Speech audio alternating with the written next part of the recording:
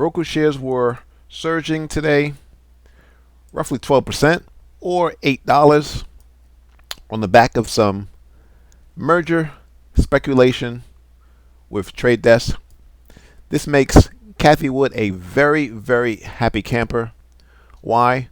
Well, she holds roughly 11 million shares, which makes up roughly 7% of her entire portfolio, valued at almost $900 million. Now, she bought and sold going back to 2020, and so her average price per share is $131. So let's get into the news before we get into the charts.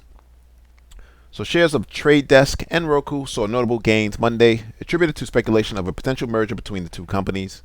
The movement followed remarks by Guggenheim analyst Michael Morris, who opined that a merger would be advantageous for both entities. Roku stock climbed 9.5%, while Trade Desk experienced 4% increase. Now, according to Morris, the Trade Desk could significantly expand its operating system ambitions through Roku's extensive global streaming household reach, which exceeds 85 million. Conversely, Roku could benefit from utilizing its first-party viewer data and growing connected TV inventory to meet the increased demand from advertisers. Morris further elaborated on the potential benefits, stating he believes that the positives of a vertical integration between TD, Trade Desk, and Roku outweigh the incremental challenges and would best position each entity to effectively compete in the CTV market for a long-term and maximum entity value.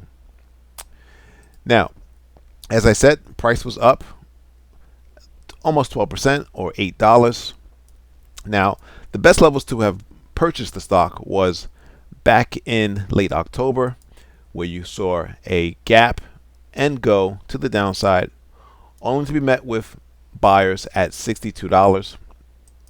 And that level was formed from this rallying price, 3 basing candles, and then a rally out. Price nearly came back to the zone, nipped its toes at the top portion of the zone before shooting higher, which indicated that there were unfilled buy orders waiting to get filled.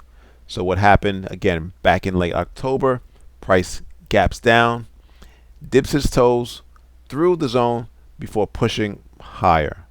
Now, if we scroll out to the weekly chart, I do want to show and share with you another level of interest, and that was this weekly buy level at $53.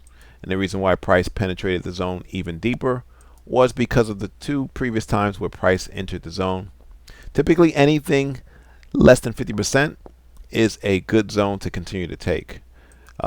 Back in May, price dipped roughly at that 50% level, and that's why we saw it in June. And then in August, price dipped even further. Now, how high can price go? Well, local top is going to be $80. However, medium-term target should be this $92 level, with a final target coming in at the weekly sell level at $116. Thanks for watching. Subscribe. Please like the video.